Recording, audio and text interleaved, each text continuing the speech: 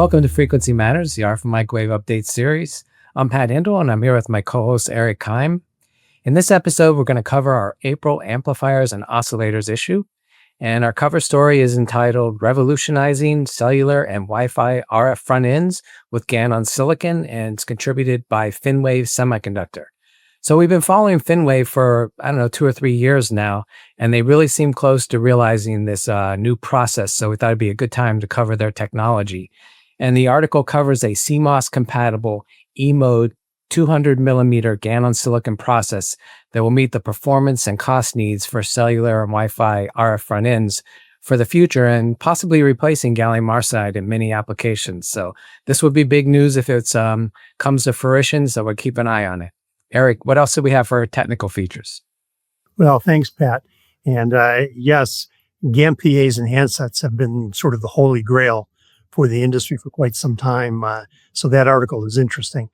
And in keeping with the theme of the issue, we have a tutorial article that looks at quartz crystal oscillators in vibratory environments. So the article gets into the mechanisms, causes, and effects of various types of vibration on quartz crystal oscillator sensitivity. And it looks at how to mitigate those effects. So that's an interesting read. We also have a special report from a university and research institute in China about advances in on-wafer S-parameter measurement technologies. And that article reviews what's going on in that space up to the terahertz frequency range globally, but with a specific view as to what's being done in China. So that's another interesting article. And we also have an article from Yet2 that looks at high-power terahertz semiconductor sources. And the article gets into some of the features and science of terahertz signals, how they translate to benefits in some of the targeted applications.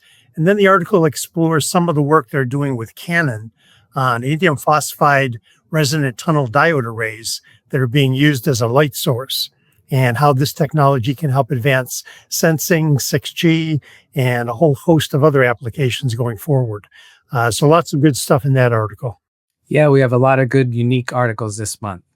So our sponsor for this episode is Mini Circuits, and many engineers may not realize it, but Mini Circuits supplies a wide range of coaxial cables, and they've introduced this CBN series, which is phase-stable, flexible cables supporting a wide range of precision test applications from DC to 26.5 gigahertz. And the series provides exceptional phase stability of plus or minus 6 degrees and amplitude stability of plus or minus 0.08 dB in a bend radius as small as 50 millimeters. The 90 dB shielding effectiveness and 74% velocity of propagation ensure outstanding transmission efficiency for excellent measurement integrity and consistency. And these high-performance cables are available from stock from lengths from 1 to 5 feet, and they have custom ones available upon request. So check out Mini Circuits for your next precision cable needs. Turning to the news, engineers from University of Glasgow and Imperial College London have developed a powerful new artificial intelligence-based tool. It's called RF Sensing GPT, and it can be run on a consumer-grade computer. And it has custom-built database of knowledge in the RF sensing area to provide highly reliable technical advice, computer coding expertise, and image analysis, which could be used to support the design and development of new devices. And the development of RF Sensing GPT is summarized in a new early access paper published in the journal IEEE Transactions on Cognitive Communications and Networking. Also, FirstNet, which is built by AT&T, and it's the only 5G network built with America's first responders, and it's now bringing new multi-layered coverage and unprecedented network insight to more than 7 million public safety connections, and this was as of the first quarter of 2025. FirstNet already gives first responders coverage across the nation's largest footprint, and AT&T has added 20,000 square miles of terrestrial wireless coverage in the last year.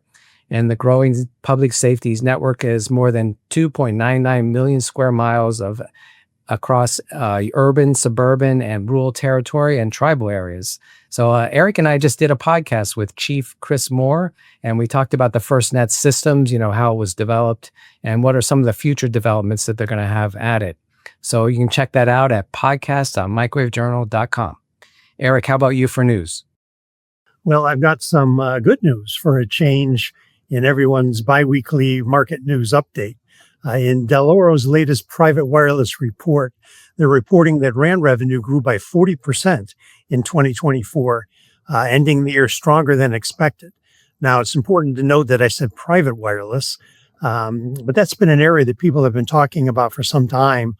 And Dell'Oro are expecting compound annual growth rates of 15 to 20% versus a decline of 1% in public RAN revenue over the next 5 years.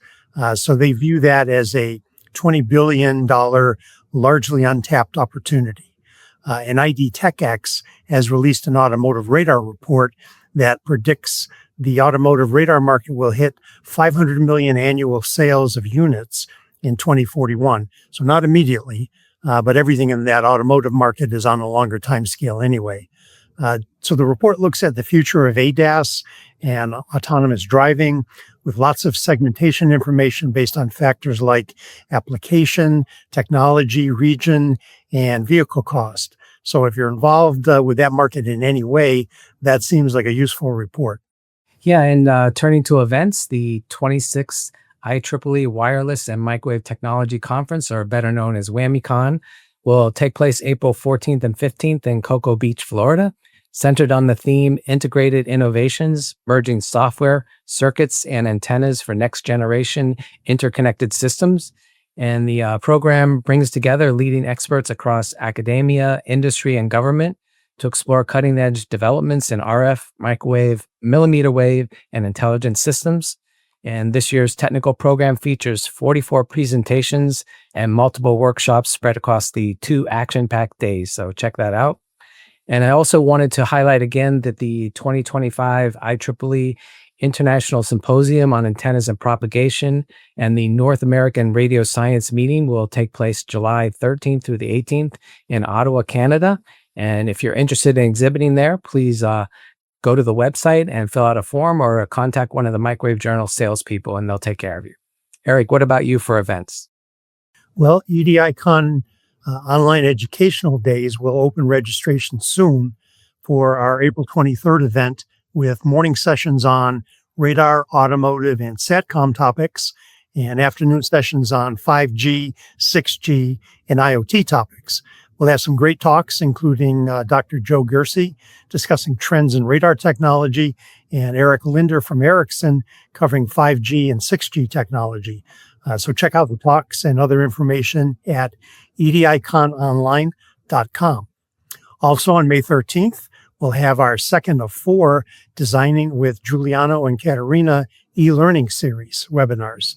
This one will cover PCB antenna design. And the first one was our most popular webinar in several years, so don't miss a chance to interact with these design experts. You can do that by going to the events section of our website and signing up now. And that wraps up this episode. Our sponsor is Mini-Circuits. Mini-Circuits is a global leader in the design, manufacture, and distribution of RF and microwave components and integrated assemblies with more than 10,000 active models.